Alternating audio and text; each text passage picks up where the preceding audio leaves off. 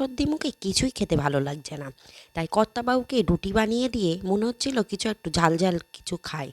তার জন্য রুটির থেকে একটা লেচি বাঁচিয়ে রাখলাম আর রুটির মতো করে বেলে নিয়ে মিক্সড যে আচারগুলো বাজারে কিনতে পাওয়া যায় অথবা আপনাদের বাড়িতে যে কোনো ধরনের আপনারা যে আচারগুলো বানান সেই আচারের তেলটা দিয়ে দিলাম।